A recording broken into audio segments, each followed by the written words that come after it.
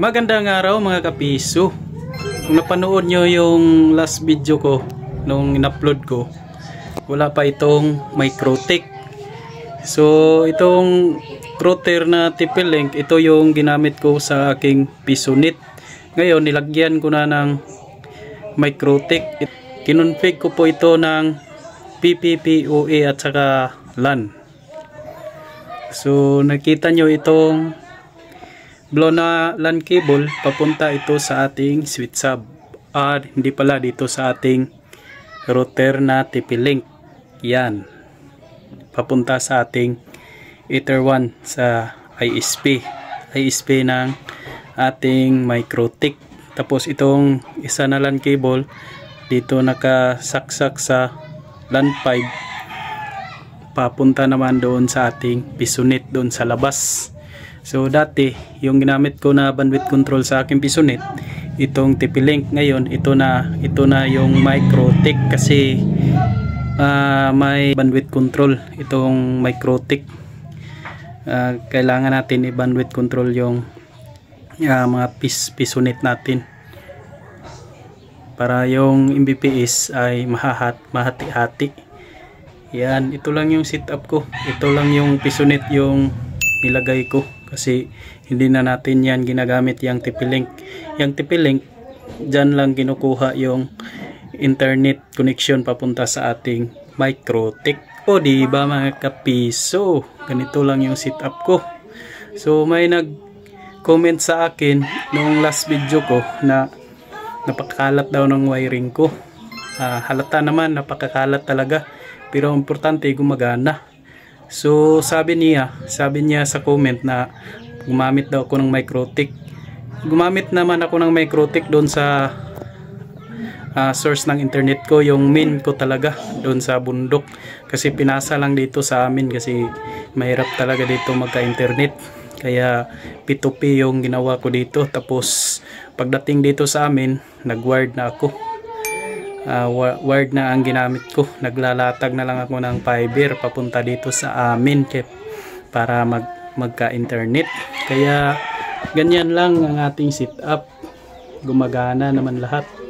So naipakita ko naman ito lahat sa inyo nung last video ko. Bistahin nyo lang yung una kong video. Ito lang yung Microtech na dinagdag natin. So paglagay ko dyan ng Microtech, tapos in-speed test ko doon sa computer, kuha naman niya yung speed limit natin na nilagay natin per Pisonit. O diba mga kapiso? So yan lang, napakasimple lang na setup. So punta tayo doon sa labas. Pakita ko ulit sa inyo yung Pisonit natin. Yan, may isang gumagamit. Itong isang Pisonit, bakante pa, wala pang gumagamit. Mamaya may gagamit na nito kasi yung mga estudyante nandun pa sa pumapasok pa sa kanilang paaralan. Ito lang pala, dalawa lang ang Pisonit ko dito.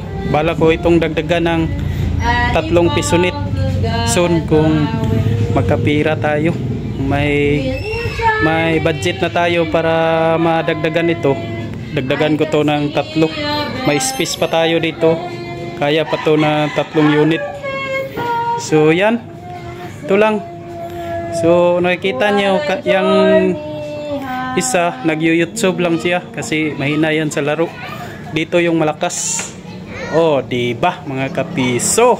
Wow. Alright, so balik tayo doon sa loob. So yan mga kapiso. O diba, napaka-astig na ang setup natin. Kayang-kaya talaga sa mga beginners katulad ko. Yan, napakadali lang sundan yung mga setup natin. Basic lang kasi ito. So pagpasensyahan nyo na yung wiring, pero importante gumagana yung setup natin. So lakas talaga ng Microtech kapag ginagamit natin ito sa ating Piso Wi-Fi. Pwede rin sa Pisonit. Yan, yung LAN cable, dati dito ko nilagay yung LAN cable papunta sa labas doon sa Pisonit natin. Ngayon nandito na sa ating Microtech. Napakalakas na Microtech. papunta doon sa labas, papunta sa ating pisonet. So yan lang. O diba, napakaastig. So hanggang dito lang mga kapiso. So kung may natutunan na naman kayo na panibagong idea sa setup natin na napakakalat pa ng wiring, pero ang importante gumagana. So hanggang dito lang mga kapiso, pinakita ko lang sa inyo yung dinagdag ko na isang microtik. So yung nag-comment sa akin na maglagay ako ng microtik, ito na yung loads, yung comment mo na maglagay ako ng microtik para sa aking pisonet. Ginagamit ko ito para bandwidth control sa aking mga pisonet. Yung pisonet ko, nilagyan ko ng tag 5 Mbps per unit. So dalawa lang, may nilagay ako dito na 40 Mbps. Nilagyan ko lang ng 5 Mbps. Kasi yung 5 Mbps malakas na yon sa isang unit lang na computer. Tapos yung dalawa yung nilagay ko, 10 Mbps. Hinati nila yung 10 Mbps kaya 5 Mbps per unit. So hanggang dito lang mga kapiso. So maraming salamat sa panunood. Kung may nakuha kayong kunting idea o kaalaman, huwag niyong kalimutan mag-like and subscribe. At siyempre pakishare na lang ng ating video para pag may panibago akong in-upload na video ay ma-update agad kayo. Maraming salamat. Thank you. Bye-bye.